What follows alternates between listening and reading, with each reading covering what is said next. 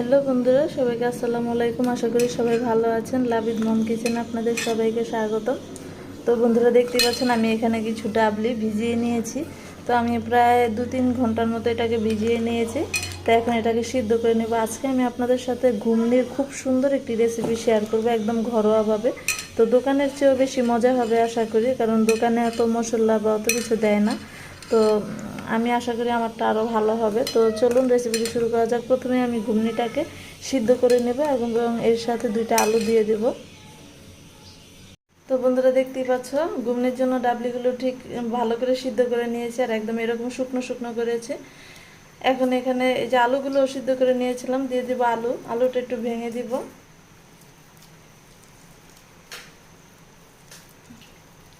অনেকে আলুর পরিমাণটা বেশি দেয়, কিন্তু আমরা আলুর চেয়ে যে ডাবলিটার পরিমাণই বেশি দিয়েছি।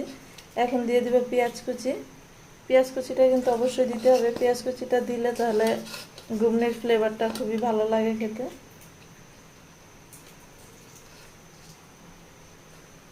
দিয়ে দেবো ধনিয়া পাতা কুচি।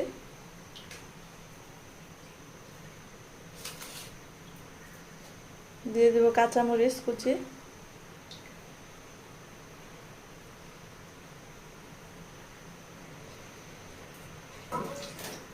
দিয়ে দেবো শুকনো মরিচ, আমি তেলে গুঁড়ো করে নিয়েছিলাম, সেটা দিয়ে দিচ্ছি।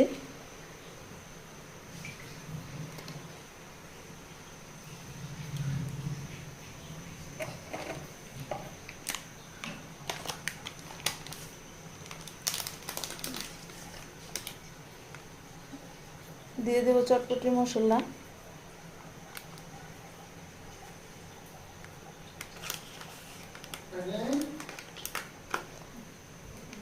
আর একটি সিদ্ধ ডিম। এটা ইচ্ছে করলে গ্রেটার দিয়ে গ্রেট করে দিতে পারেন, তো আমি এখানে একটু ভেঙেই দিচ্ছি।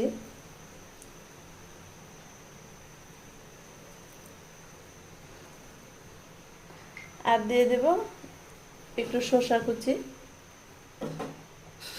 তো এখন সবগুলো উপকরণ ভালো করে একসাথে মিশিয়ে নেব।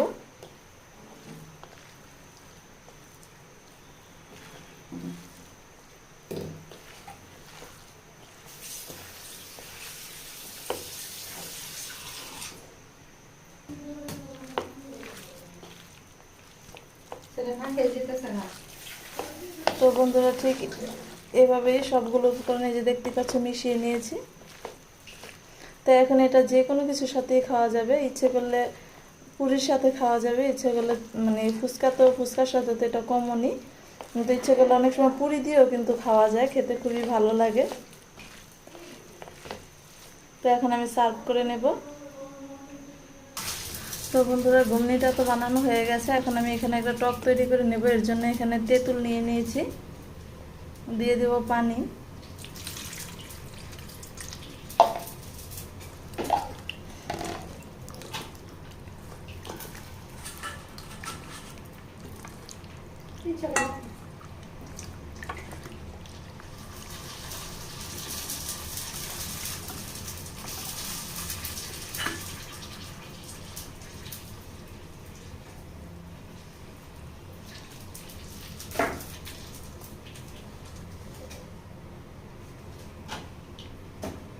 তো বন্ধুরা আমি তেঁতুলটা গুলে নিয়েছি। এখন এখানে দিয়ে দিব লবণ, দিয়ে দিব চিনি স্বাদ মতো,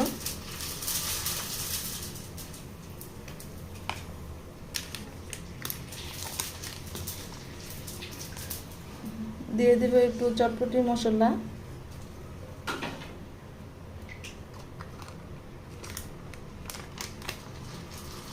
এখন সবগুলো উপকরণ মিশিয়ে নেব।